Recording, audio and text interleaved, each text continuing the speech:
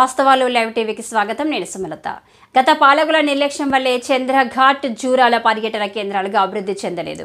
గత బీఆర్ఎస్ ప్రభుత్వ హయాంలో ప్రియదర్శిని జూరాల ప్రాజెక్టుకు సంబంధించిన నేపథ్యంలో చంద్రఘాట్ కోట పర్యాటక కేంద్రాలుగా అభివృద్ధికి నోచుకోలేదని టీపీసీసీ రాష్ట్ర అధికార ప్రతినిధి కల్లుగీత డిపార్ట్మెంట్ రాష్ట్ర చైర్మన్ కేశం నాగరాజు గౌడ్ అన్నారు.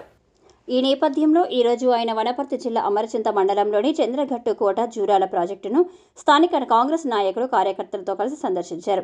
మొదట ఆయన చంద్రఘట్టు కోటలోని శివాలయంలో ప్రత్యేక పూజలు నిర్వహించారు. తీర్థ ప్రసాదాలు స్వీకరించి అసెంబ్లీలో స్థానిక Makthal MLA Vakiti Srihari on record Chandraghattu కోట అలాగే జూరాల ప్రాజెక్టులను తీర్చిదిద్దాలని స్పీకర్ను కోరడం పట్ల ఆయన హర్షం వ్యక్తం చేశారు. ఈ సందర్భంగా ఆయన మక్తల్ శాసనసభ్యుడు వాకిటి శ్రీహరి అలాగే ముఖ్యమంత్రి రేవంత్ రెడ్డికి కృతజ్ఞతలు తెలిపారు. అనంతరం ఆయన ప్రియదర్శిని జూరాల ప్రాజెక్టును రేవంత్ రెడ్డి ముఖ్యమంత్రి అనతి కాలంలోనే ప్రాజెక్టుకు ఇంత భారీగా వరద రావడం పట్ల ఆయన సంతోషం వ్యక్తం చేశారు. ఈ ప్రాజెక్టులో పర్యాటక కేంద్రంగా కాంగ్రెస్ ప్రభుత్వం చేసి తీరుతుందన్నారు.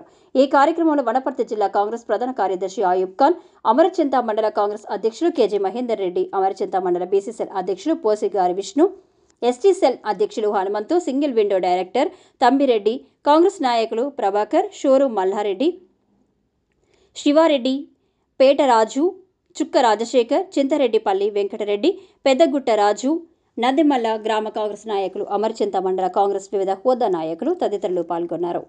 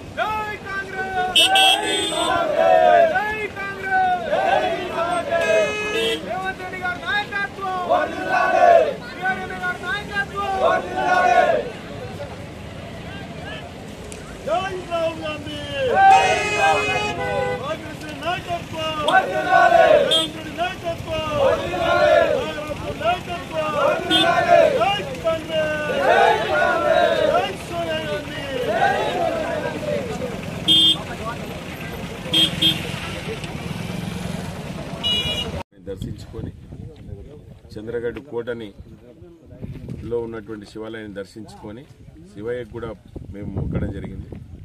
శ్రీహరన్న లేవనెత్తినటువంటి పర్యాటక కేంద్రాన్ని తప్పకుండా రావాలని చెప్పి కోరుకోవడం జరిగింది. దాని సందర్భంగా వాకిడి శ్రీహరన్నకు మరియు రేవంత్ అన్నకు వారికి పాలాభిషేకం చేసి మా యొక్క కృతజ్ఞత తెలుపుకోవడానికి ఇక్కడ అందరూ కూడా విచ్చేయడం జరిగింది.